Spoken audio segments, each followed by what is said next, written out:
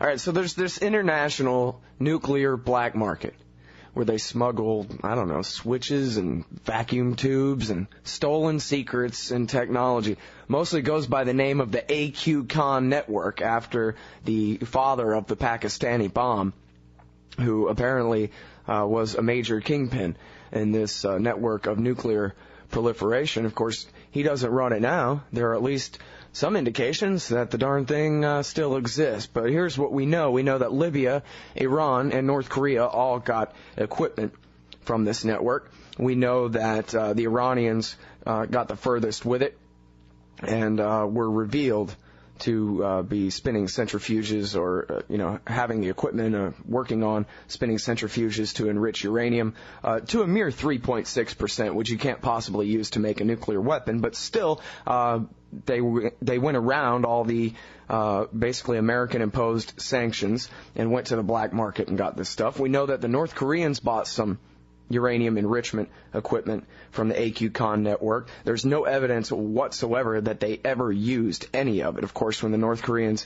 actually did test their nuclear bombs, as expected, over at antiwar.com, but a shocking surprise to Broad and Sanger at the New York Times, it was made of plutonium harvested from their Soviet-era reactors. Still, there remains to be seen a single atom of evidence that they ever used any of the Pakistani equipment to enrich uranium. And the Libyans, of course, just had it stacked in boxes in a warehouse and gave it up as part of the deal where the Bush administration actually finally allowed Libya to kiss up to the West, which they'd been trying to do for years and years, but they had to wait till the war in Iraq was over so that they could give the war in Iraq credit for Libya coming over. So anyway, that's what we know about the major axis of evil states and their participation in this Kahn network. But the more that seems to come out about this thing, the more for a loop I'm thrown, I guess, is the way to say it, because I never really can tell who's running this thing. Apparently the CIA has known that Kahn stole these centrifuge plans from the Urenco company, the Urenco consortium in Europe back in the 1970s. They turned a blind eye to the entire Pakistani bomb program in the 1980s while they were helping us help the Mujahideen fight the Russians in Afghanistan.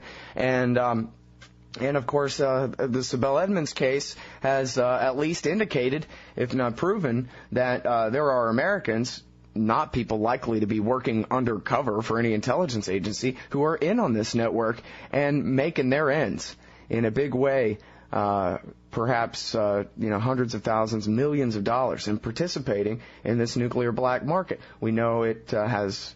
it was at least investigated, if not participated in, by Valerie Plame's group at the CIA, Brewster Jennings and Associates, which was outed by the Vice President's office. And well, so there's a big, giant mystery, and there's some background. But now Luke Ryland is here, and Luke Ryland really knows this stuff. He's been following the case of Sibel Edmonds for a long time now. He's a proprietor of the blog LetSibelEdmondsSpeak.com. He also writes regularly at the Daily Coast. Welcome back to the show, Luke. Good to speak to you. So tell me, Luke, I guess basically I just said a whole bunch of stuff about this Kahn network, basically my brief sketch understanding of what's going on here. Before we really get into the details, was there anything that really needed correcting in what I said, do you think? No, that was a pretty good summary, as always, from you, Scott. The interesting thing that I want to pick up with that you mentioned is that, if the participants in the network or the customers are part of the axis of evil, then, as you say, the Bush administration is very interested in making a big brouhaha about that and targeting their, military machine at those customers. If there are allies that are participating in the network, then the U.S. Government turns a blind eye to their involvement. Right. And, yeah, same thing for when it's neocons here in the United States, too. Exactly. Yeah, speaking of allies. All right, well, so yeah, let's talk about this Kahn thing. My best understanding here really is that what he sold Iran, North Korea, Libya was the leftover junk from the Pakistanis' garage sale. This was not the best stuff that they use in order to make their nuclear weapons. This was the garbage they had left over, right? Well, that's true as far as we know, but, as far as the information that is public. But those three countries that you mentioned, Libya, North Korea, and Iran, are the only three countries that ever get named as customers of the network. Reportedly, up to 12 different countries, who bought product from AQ Kahn, and for some reason or other, those 9 countries, never get mentioned. Well, I guess there's this new New York Times story. It's, again, by Broad and Sanger, who I guess are in the Olympic contest versus Judy Miller and Michael Gordon for who can make up the most stuff in the New York Times. And these guys have consistently, these two, Broad and Sanger, have consistently gotten this story wrong in major ways, including, most especially sticking in my craw, their just acceptance of our government's assertions that the North Koreans were enriching uranium with a secret uranium enrichment program, which of course was never proven. They literally acted surprised when it turned out that the North Korean nuke that they tested was based on plutonium, not uranium. So I already have a bone to pick with these two extremely lousy, sloppy reporters at the New York Times, but now they have this new article, In Nuclear Net's Undoing, a Web of Shadowy Deals, and this starts to get into, the CIA's angle on this network, how far into this network the CIA was, and what was going on with that. And they do mention other countries involved in the New York Times article. They talk about how some of the CIA dealings with the AQ Kahn network, if you want to call them that, went through Malaysia, that they had some kind of secret program in Malaysia. Is that right? Well, the head of the particular ring, this story is about the Tinner family, ostensibly, but the particular procurement ring that the Tinners were involved with, these are the Swiss family, was run by AQ Kahn obviously at the top, but then BSA Tahir, who is a Malaysian citizen.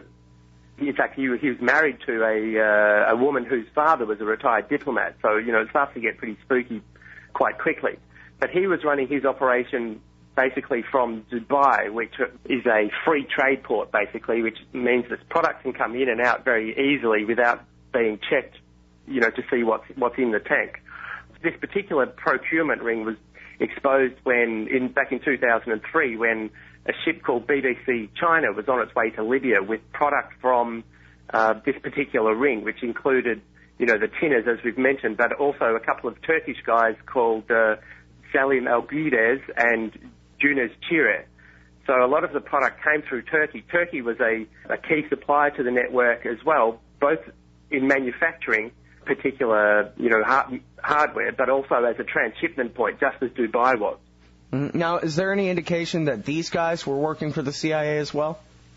Well, it's interesting when you look at the record of the people in this ring that was busted, none of them got any jail time. One of them got 4 months, I think, in jail, but that was about it. So all the Tinner family have just been basically pardoned by the US government, effectively. And when you look through the other participants in the ring, all of them have received the same treatment.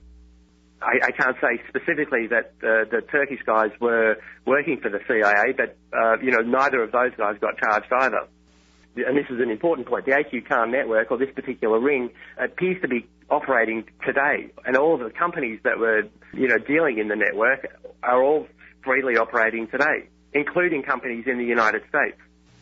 Yeah, you were asking about whether the Turkish guys were part of the CIA operation or whether they were working for the CIA. And I don't know the specific answer, but if you look at the treatment that the Tinners got, effectively being pardoned by the US government, and you look at all of the other players in the network, all of them got similar treatment. You essentially no jail time, and all of their companies are still operating freely. Mm-hmm. Now, according to this New York Times story, what the Tinners were doing is they were supplying this network, but in working with the CIA, they were sabotaging the vacuum tubes, sabotaging different pieces of equipment. And it's interesting because you think back about some of the massive failures that the Iranian program has had. There was a few different occasions, I believe, where their centrifuges flew apart into a million pieces, weren't working right at all. At least in one case, it was blamed on the microbes in the oils on a fingerprint left on one of the centrifuges, that kind of thing. This story here says that the CIA, the Tinners, in working for the CIA, were sabotaging this equipment that they were selling to the Iranians and to others. Right. Well, I don't know any of the specifics on that, but yeah, the New York Times did report that was a CIA operation that blew up the Iranian program. Mm-hmm. Whether that's true or not, I don't know. And when you read the New York Times article, you can see that all they do is quote, U.S. government press officers. So it's hard to, the guys Sanger and Broad didn't do any objective reporting there at all. So it's hard to peer through and see what's real and what's nonsense. Yeah, it's a real problem in having to rely on the New York Times for any of this stuff. I guess here's what I'm really trying to understand here, Luke, and I don't know if you really know the answer to this, but I guess it sort of seems like you have factions within the government, or at least individuals within the government, who, as Sibel Edmonds has indicated, were participating in this nuclear black market ring, protecting people involved in it here in the United States, and making their ends that way. Does it seem right that the CIA was trying to stop this thing, really trying to thwart this ring, or they were running this damn thing from the beginning? I mean, why didn't they stop AQ Kahn 25 years ago? I was just about to say, as you said in the setup, the CIA was aware of this activity going back to 1976, and in fact twice asked the Dutch government not to arrest AQ Kahn. So they were watching it all, from the absolute genesis, and they watched the Pakistani program be developed. Richard Barlow's case, he was the U.S. government's expert on Pakistan's nuclear program, and he set up a few sting operations and tried to arrest a few people, and people within the U.S. government kept on sabotaging his, arrests. So the U.S. government has watched the whole program from the beginning, so it's a little bit difficult to understand what's going on. And, if they argue that it's a sting operation, then it's completely failed because Pakistan got the bomb and have sent their plans and blueprints to, as I say, up to 12 different countries. And the important thing when you come back to Sibel Edmonds' case is that, she reports that the program wasn't a state-to-state operation. There was a lot of individual players who were selling stuff on the nuclear black market. And once that information gets out there, then there's no telling where the technology ends up, including in the hands of terrorist groups. Well, yeah, and this is something that is always been interesting to me. She says that I don't know if she said this outright, but I think it's pretty safe to say we know that this is what she means, that she overheard on some of the intercepts while working for the FBI, Mark Grossman warned members, Mark Grossman being a neocon and a career employee type at the State Department, that she overheard him warning members of this black market to beware of Brewster, Jennings and Associates. They're not to be trusted. That's the agency looking out, working against us. And turns out that was where Valerie Plame worked. And when Robert Novak broke the story, it said the name of Brewster Jennings, Valerie Plame's front company, on CNN in 2003. Well, I guess only the stragglers inside the network were being clued into anything. Mark Grossman had already tipped them off 2 years before. That's exactly right. And, Sibel's case deals with a lot of things. Only one of them is the nuclear black market. But this Mark Grossman, who you mentioned, he used to be the ambassador to Turkey and was then promoted to a couple of different positions. And during the time that you mentioned was the number 3 guy at the State Department. He was facilitating a number of different mechanisms for extracting information from the U.S. government and supplying the nuclear black market network, all for personal profit. One thing they were doing was, installing PhD students who are moles, foreign PhD students who are moles, in every nuclear lab in the country and every nuclear agency. So they were planting moles there to, suck out information, which was then reported back to, let's say, the Turkish embassy in the U.S., and then that information then went from the Turkish embassy, I think, to the Israeli embassy and the Pakistani embassy, and then back into the AQ Kahn network and elsewhere. A lot of the people that Sibel heard on these wiretaps were, even though they might have been facilitating the stuff for, let's say, Pakistan, they were, they'd make a copy of the information as it passed through their hands and then go and sell that to, whoever wanted to buy it. Mm-hmm. Now, there's no indication, is there, that the Turks are actually working on a bomb of their own, right? This is just the Turkish deep state making money on the black market. Well, there's no evidence that the Turkish government is working on a nuclear weapon, but they have been working on a nuclear program, and earlier this year they announced, plans to start enriching uranium in Turkey, and opened up their, contracting to foreign businesses to help facilitate that.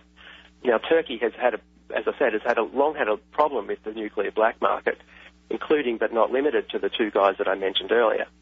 Back in the year 2000, President Clinton tried to sign an executive order to allow Turkey access to U.S. nuclear technology. But there were a couple of whistleblowers, we don't know who they were, in the U.S. government who threatened to out, certain activity. So the Clinton administration had to put a hold on that deal to supply Turkey with nuclear technology. Just earlier this year, the UK Times, Sunday Times, started reporting on the nuclear black market element of Sibel's case, and just a few weeks later, President Bush signed another executive order allowing Turkey to have this technology. So there's a lot of suspicious activity going on in Turkey, including supplying the network, and who knows what else they're up to. Wow. It's amazing how much George Bush Jr. has in common with Bill Clinton, because that was exactly what Clinton did when the Justice Department began investigating some of the technology transfers to China, which, whether you think they were a good idea or not or don't care, were illegal at the time. And Clinton then signed waivers during the investigation, legalizing what had been done criminally. And it sounds like that's exactly what George Bush did here in this case with Turkey. That's certainly my working hypothesis, yeah. Incredible. All right, now, a big part of this Times article by Broad and Sanger is what's not in there. And what you do in your blog entry at LetSibelEdmondsSpeak.com and at DailyKoast.com. And again, the blogger name is Luke Ryland, Land. You can find him at the Daily Coast, LetSibelEdmondsSpeak.com. But what you do here is you fill in some of the omissions. The Broad and Sanger felt fit to leave out of their New York Times article. So you've already mentioned this guy Tahir, and I'm not going to try to pronounce the names of these Turkish guys, but why don't you just take us through the list here, explain who some of these people are, what your understanding is about their involvement in this network, and why, I don't know, apparently you think they're important enough that they should have been included in the newspaper of record. Right. Well, we have these Turkish guys, and then we have another Turkish guy in the U.S., a guy called Zeki Bilman. Now, Sibel apparently overheard him dealing with, I believe, the Turkish embassy in the United States, facilitating the transfer of nuclear hardware. Now, Sibel finished at the FBI in early 2002 and translated wiretaps starting back in 1996. So during that period, she heard evidence of this Zeki Bilman and his company, Giza Technologies, based in New Jersey, facilitating the transfer of nuclear technology. Now, he was officially busted in 2003, I believe, when he sold some what they call spark gaps, or the centrifuges, I guess, to an Israeli businessman based in South Africa called Asher Kahn. Now, Kahn then sent the gaps to the Pakistan military. So there's another element, again, in the U.S. that's been covered up by, not only the New York Times, but just about everybody else. The LA Times did run a story about it in 2004. So, again, we've got the Turkish connection there.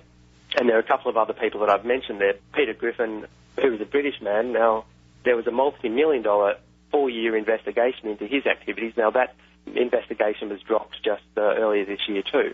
And then there was another manufacturing plant in South Africa. The point is that all of these guys, were busted for doing very serious things, being key participants in the Kahn network, and they've all gone free.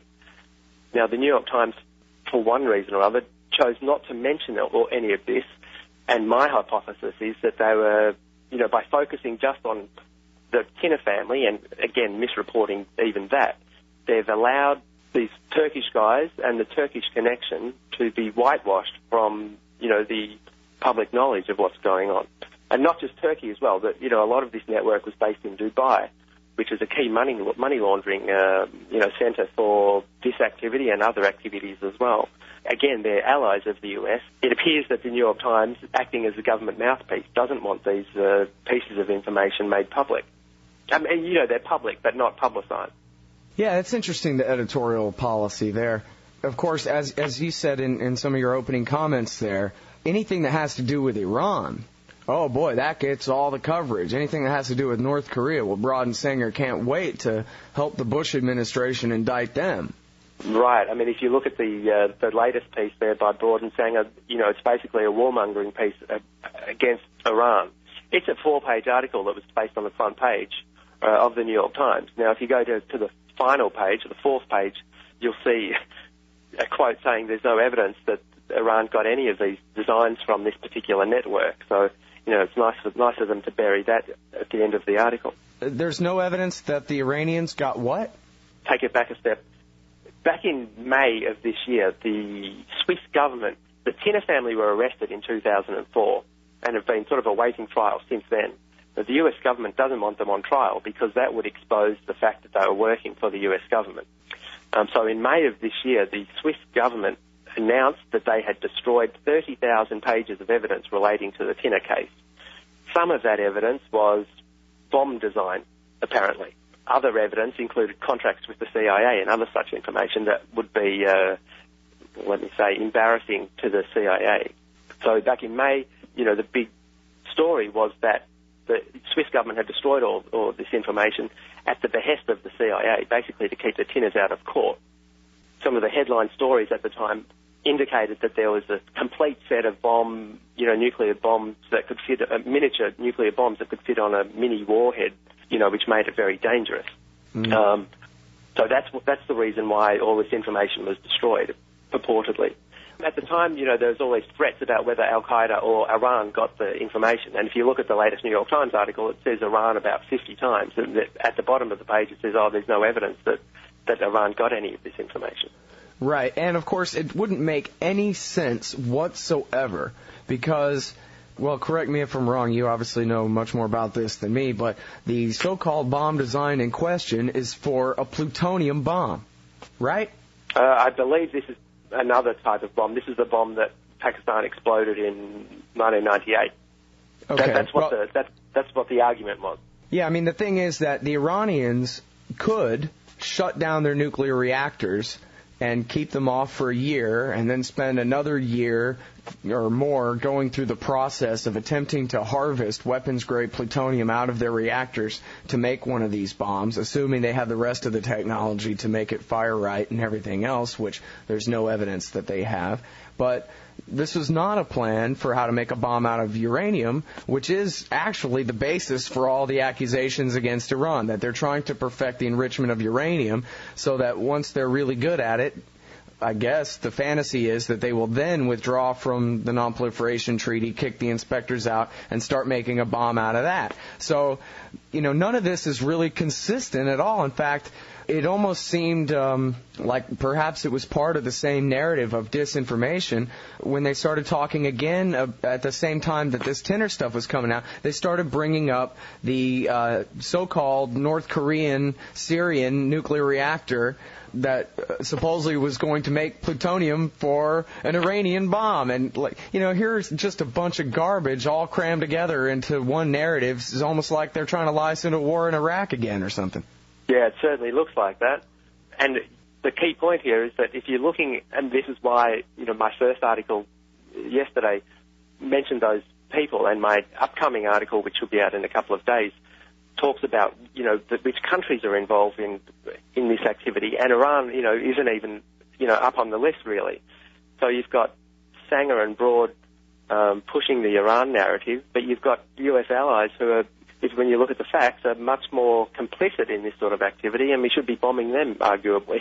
I'm not arguing for that, but, along the same lines, you've got countries like Turkey who are much more active in these activities than Iran is. Mm-hmm. And, if the war party wanted to make sure that the Iranians didn't buy a ready-made plutonium core on the black market somehow, which I haven't seen any indication that you actually have, bomb-ready material being sold in this market so far. You can tell me if you know otherwise. But if they really wanted to stop that, well, maybe they shouldn't have outed Brewster Jennings and Associates, which it was their job, right? Plame was working on Iran. That was her job, was making sure that that's the kind of thing that did not happen. Right, supposedly, anyway. I don't know. It's funny in the latest New York Times article, they say the reason that they interrupted the Swiss prosecution of the Tinners was for two reasons. One, because it would lead to embarrassing revelations about the CIA's relationship with the Tinners, And secondly, because they didn't want to deter future moles from working with the CIA. If one of their moles gets thrown in prison, i.e. the Tinners, then it'll be hard to recruit new moles. That's their argument. And as you say, they did exactly the same thing to Valerie Plame, their own agent. So, there's a certain, let me say, irony there. Yeah. Well, and also we're talking about Switzerland, the neutral country where everybody does their banking and never has a war with them. And they're not supposed to be taking part in stuff like this. And it's my understanding that for a private citizen in Switzerland to be part of a covert operation of a second country against a third is a big-time crime in that country, that these guys, under the laws of the Swiss state, ought to be going to prison. But instead, they're going along with what the CIA says. That's exactly right. It certainly caused an uproar in Switzerland. At the time, the president made the announcement on May 31, and he said, we had to destroy all of this information so that which was in their hands. And just parenthetically, there's also multiple copies of it existing in the black market anyway. He said we had to destroy this information so that it didn't get in the hand of terrorists and rogue states, which was just complete nonsense. So that caused an uproar. The court system wasn't aware of it. Parliament was in an uproar. Interestingly, just prior to that, they destroyed that information. The announcement was made in May, but they destroyed all of that information back in November 2007. So they kept it secret for 6 months. Immediately prior to that, I think it was the Attorney General of Switzerland came to visit the CIA and to ask what he could do or not. So he met with the CIA, and they said, give us all the information. He also met with the State Department, and they said, just destroy it because we don't want the bombs to get into the hands of terrorists.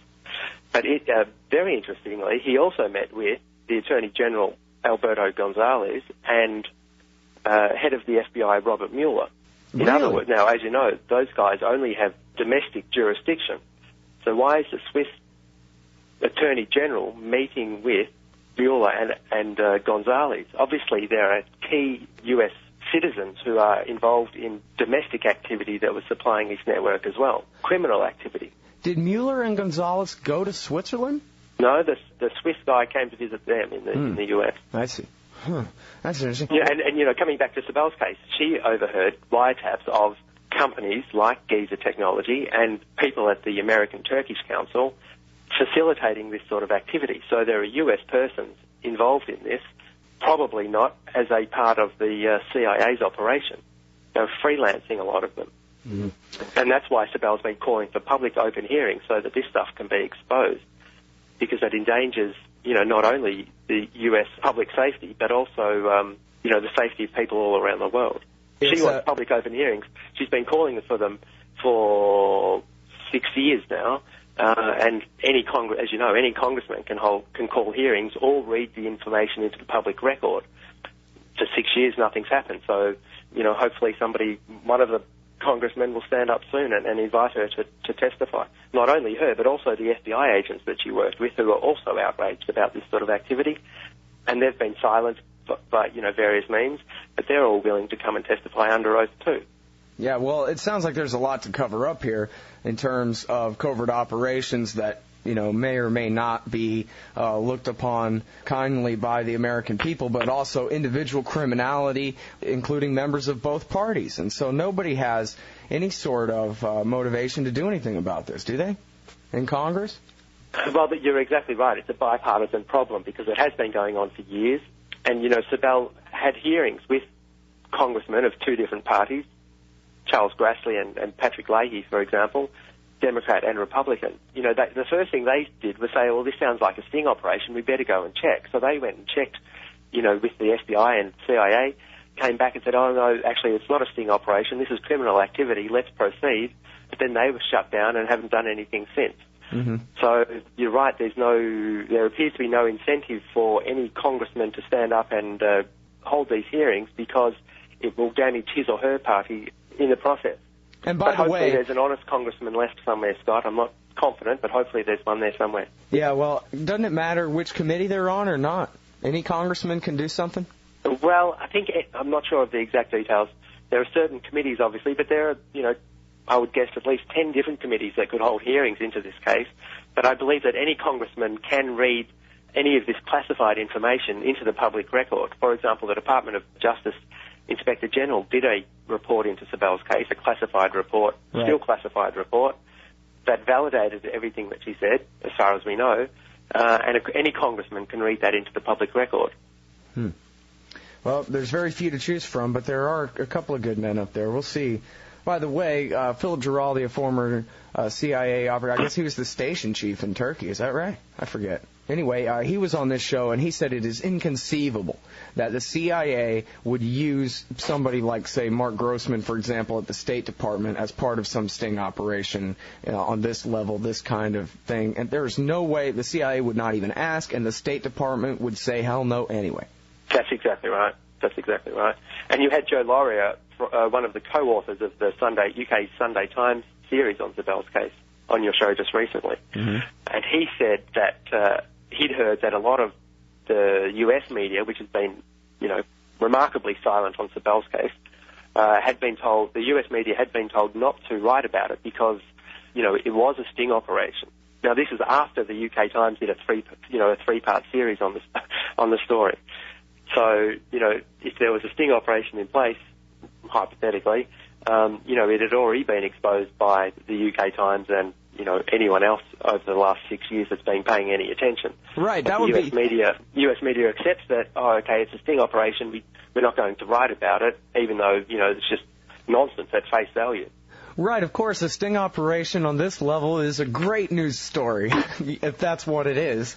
But, another thing that Lauria talked about was trying to get, I think, one of the editors or something, one of his bosses at the Boston Globe to let him write about this for the Boston Globe, and they just couldn't hear it, couldn't hear it. What do you mean, like actual, real, international criminality by some of the most powerful people in America? Come on, nah, couldn't be. So I don't even want to hear it, they told him. They just could not even understand how, even open their mind to the possibility. And he said, I forget his exact words, but something to the effect of, hear no evil, see no evil, speak no evil. They just can't see it at all. Right.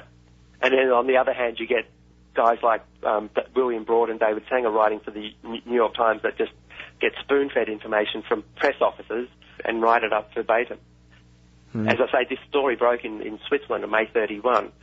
New York Times was silent on it for 2 weeks, I think until June 16, when they finally wrote a story and said, there are these complete bomb plans floating around and we have no idea who's got them. Obviously being fed by their CIA sources. It took them 2.5 weeks to even write about it. Now we have it, 2 months, 3 months later, and they're saying, actually, sorry about that. There wasn't actually a complete bomb, and there's no way that terrorists could use it. But, they don't apologise for their earlier reporting, which was a complete scare tactic and designed to cover up this particular story that's come out in the US media just now. It was the CIA that destroyed all the evidence in the Swiss case to protect themselves. Do you remember, was it James Risen that wrote the story about how they had hired, I think, a Russian to funnel some bomb plans, but that were deliberately done wrong in just a couple of places? But it turned out that the built-in mistakes were so obvious that what they amounted to were actual bomb plans. The CIA just furnished, the best kind of bomb plans they could straight to the Iranians in an attempt to frame them, basically. Right, that was called Operation Merlin, yeah. And, as you say, the CIA have been watching Kahn and his network since 1976. What have they got to show for their efforts? Absolutely nothing. They did that thing with Operation Merlin that you've just described, and in this current article in the New York Times, they talk about these guys in Turkey sending centrifuge motors to Iran that got, 50 motors that got blown up or something that you mentioned earlier. Now, there's a quote in the article that says the Iranians now check, they test the motors before they use them. It's pretty simple stuff. And in the meantime, there's all this presumed bomb plans that were on this CD that the Tinners had has been passed around to God knows how many people. So, this information, the CIA have been watching it, and they can't argue that they were watching it, to keep a control of the network because it's got completely out of hand, and all this information has been distributed to, God knows who. Well, first of all, let me again remind the audience, for those just tuning in, I'm talking with Luke Ryland. He is the proprietor of the blog Let Sibel Edmonds Speak. .blogspot.com. He also blogs over there with the Democrats at the Daily Kos. And one of the major themes in the Sibel Edmonds story and in all this nuclear black market stuff is the role of the foreign lobbyists here in the United States. The American Turkish Council, there's another one involved, I forget the name of it, just like it. And this seems to all kind of also surround or have something to do with so-called legitimate arms sales to countries like Turkey, NATO expansion, and that kind of thing. Is that right? Yeah. Yes, no, anything? Yeah, exactly. And I think Justin Raimondo has a piece there today on the foreign lobbyists. Earlier this year, Sibel put as you know, she's gagged with the state secret privilege gag and a number of other gags, so she isn't allowed to say very much. But what she very cleverly found a way to expose some of the people who are the guilty parties in her case. She checked up the law, and she's allowed to publish public photos of public figures. So she put up on her website a thing called the State Secrets Privilege Gallery or some such. Now, that's broken up into 3 different sections. The first section has the State Department and Pentagon officials, Richard Pearl, Douglas Feith, Brent Scowcroft, and Larry Franklin and others in the first section. The second section is a list of current and former congressmen. Some of them who were, she knows, were bribed by the Turkish lobby, guys like Dennis Hastert, Tom Lantos, Roy Blunt, and then she also has the ex-congressmen who are doing the bribing, Stephen Solars, ex-Democrat congressman, and Bob Livingston, and, another powerful ex-congressman. And so there's this system where the Turkish lobby bribes certain congressmen for various reasons, and then uses them, I guess they catch them on tape or whatever, accepting the money, and then they can leverage that into higher and higher bribes to get more and more favours. So you have the current congressmen being bribed by former congressmen who were, bribed when they were congressmen by other congressmen. So the Turkish lobby is very good at doing this. And Richard Pearl and Douglas Feith were, they were lobbyists for Turkey back in the day too. It's notable that Livingston and Hastert are the 2 men who succeeded Newt Gingrich as Speaker of the House of Representatives. These aren't just nobodies in the Congress. These are the leaders of the House. Right, and I'm sure that's no accident. Although in Hastert's case, for example, they had him going back, they were bribing him going back to 1996 or 97, which was when he was a nobody. But a lot of the illegal activity conducted by Turkish interests in the United States, particularly a lot of the drug dealing, drug smuggling, involved in, Chicago, Illinois, and that's Hastert's home territory. So they might have got him for that reason. He was a nobody and was somehow promoted to Speaker of the House. And whether they had a role in facilitating that, I don't know. And when you talk about him being on the payroll from back in the 1990s, this investigation goes back to the 1990s. That's why you can know that, or how you can know that, right? Oh, exactly. Yeah. There are 4 congressmen that Sibel knows that were bribed by the Turkish interests. And back in 1998, the Clinton administration, Janet Reno, in fact, one of your favourites, went about appointing a special prosecutor to, investigate these crimes. They had so much evidence, all on the FBI wiretaps. This stuff is indisputable. As happens with a lot of these cases, particularly involving Turkey, that investigation was shut down as well. In fact, it wasn't even an investigation at that point. There was a special prosecutor involved. Mm-hmm. Now, the FBI, they kept their investigation open. They just didn't do anything. Well, Sibel was very careful to point this out, that a lot of the investigations that she was involved in was in counterintelligence, which was basically a monitoring service. Counterintelligence, they just watch stuff and try and learn what's happening. Well, and they have a lower threshold of evidence than if they're trying to get a criminal warrant for, this is where, you go to the FISA court and get a rubber stamp rather than a real judge with a warrant for probable cause for a criminal investigation so that you can use the evidence in court later. That's exactly right. And, most or all of the stuff that Sibel translated came through FISA warrants. But when the FBI agents come across criminal activity involving U.S. persons, they're supposed to hand that investigation over to counter-terrorism or counter-narcotics. Now, whenever the FBI agents in Sibel's case tried to do that, they got shut down, and the investigations got shut down. These people have been getting away with it since 1996 at a minimum. Yeah.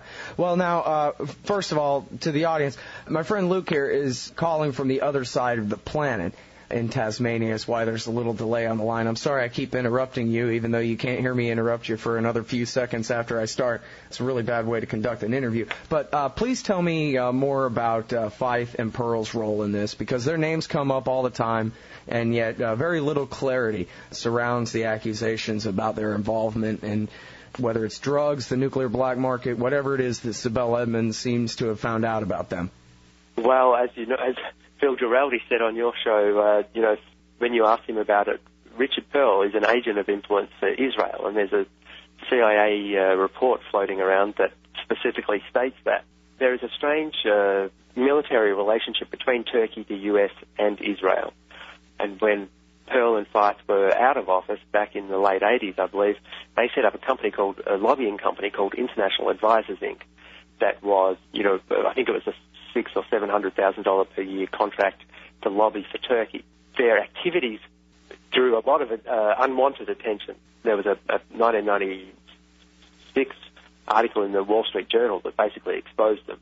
So they shut down the International Advisors, Inc. and then went about setting up the American Turkish Council, which was modelled on, the Israeli lobby, AIPAC. Sibel calls AIPAC and ATC sister organisations. And there were sister investigations. The same investigations that she talks about on the Turkish side were also taking place on the Israeli side, and coming up with a lot of the same answers and a lot of the same people. Now, we don't know exactly what Pearl and Fife did specifically, apart from the fact that this ATC that they set up is the nexus of this nuclear black market in the United States. It's also the centre for a lot of the drug narcotics trafficking in the United States. That's why the FBI was originally looking at it.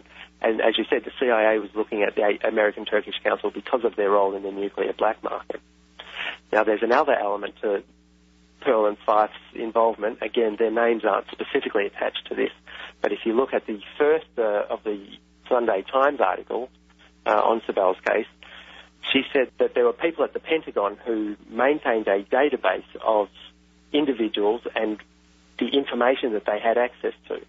So let's say people at the American Turkish Council wanted particular classified information. They would call somebody at the Pentagon, and let's say that person was Richard Pearl, who would then look at his database and say, I know who has access to that information. Let's say that person was Larry Franklin. Larry Franklin's personal weaknesses are that he's gay, or that he has money problems, or that he likes prostitutes, or whatever the hook might be. And then the operatives, the Turkish and Israeli operatives, would then go and recruit Franklin using one of these hooks. Wait a minute. Wait, right there, Luke. Let me make sure I understand you here. You're saying that people like Pearl, from his official position at, say, the Defense Policy Board, or just, from sitting in his office at the American Turkish Council or something, has access to the FBI's files on all the people that he wants to blackmail? Is that what you're saying there? Well, exactly where he got that information from, we're not sure. It's not publicly available, and I certainly don't know. So we don't know that this is Justice Department information that he has, just that they have a database that they keep.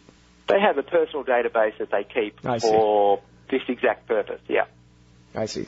I was thinking, like J. Edgar Hoover type thing, where blackmailing everybody in town kind of do. But I see what you're saying. Well, they're blackmailing a lot of people in town, sure, but it appears to be, for personal and profit reasons. Now, please elaborate what you know about Brent Scowcroft, other than that Sibel Edmonds posted his picture. Of course, I think it's an established fact that he was very much against Pearl and Fife, for example, in what American Middle East policy should be in the war on terrorism and so forth. And yet here he is in the very same rogues gallery. What do you know about Brent Scowcroft? That's General Scowcroft, George Bush Sr.'s alter ego. Right. Well, when you look at Sibel's case, what becomes apparent is that these people are interested in profit, for personal reasons. That there's no ideology. It doesn't matter if they're Democrats or State Department or Republicans or neocons. It all comes down to money, and a lot of the presumed ideological differences, if they have any ideology, just melts away. Now, Scowcroft is the chairman of the American Turkish Council. this organisation that Pearl and Fife established, which is the nexus of all of this activity in the United States. I don't know anything specifically involving any of his activities as they pertain to Sibel's case. But if you look at, Sibel's case is essentially about a lot of these things, including, and sort of as an umbrella, the importance of Central Asia and the oil fields in the stands, oil and energy fields in the stands. When you look at the American Turkish Council, a lot of their activities involved in these areas. And if you look at other organisations similar to the American Turkish Council, whether it's the U.S. Chamber of Commerce in Kazakhstan or Azerbaijan or any of these places, you see the same people on the boards there, including Scowcroft. And now, she's mentioned that to me before in interviews, the ties of the Turkic countries to all the black markets, particularly in heroin and all that, the pipeline from Afghanistan through to Turkey, and then for heroin distribution all throughout Europe and America and that kind of deal. But when she puts Brent Scowcroft's picture up on her page, she's saying more than just, well, he's the chairman of the thing or was or whatever, so he must be one of them. She's at least indicating or she's asserting, right, that she knows something about this guy. She just hasn't told us what yet because she's under state secrets privilege threat of prison if she does.